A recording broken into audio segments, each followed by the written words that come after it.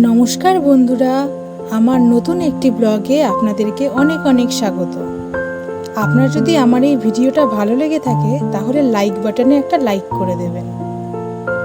আজকে বাবুর 3 মাসের ডক্টর চেকআপ আছে, তো ডক্টরকে দেখানোর জন্য আমরা সবাই মিলে যাচ্ছি বাবুকে নিয়ে ডাক্তার দেখাতে।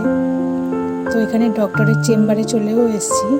ওর পিপি, আমি, ঠাম্মি সবাই মিলে চলে এসেছি ঠাম্মির কোলে এখন। তো ডক্টর ওকে এই 3 মাস অবধি ওকে কী রেকমেন্ড করেছিলেন সেটাই দেখাচ্ছি। একটা A to Z ড্রপস, এইটা ওকে খাওয়ানো হতো সকালবেলায় একবার।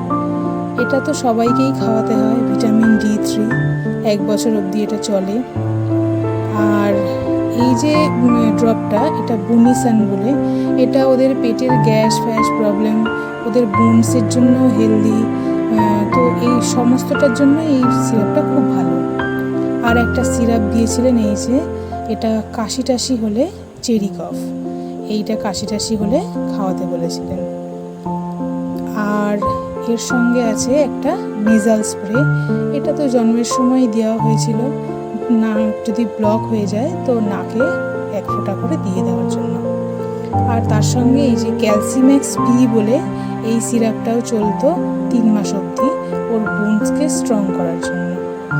আর তার সঙ্গে তো ক্রোসিন তো থাকেই, মাস্ট। এটা ক্রোসিন হচ্ছে জ্বরের জন্য। তো ভ্যাকসিন চলতো, তখনও আমি ওকে এটাই দিতাম। তো এটা ক্রোসিনটা ভীষণই জরুরি একটা মেডিসিন। আর এর সঙ্গে আর একটা মেডিসিন দিয়ে রেখেছিলেন স্যার, এটা হচ্ছে কোলিম্যাক্স। এটা যদি ওদের কলিক পেন হয় সেই জন্য, যদিও আমার কখনো ব্যবহার করতে লাগেনি এটা, তাও আমি কিনে রেখেছি।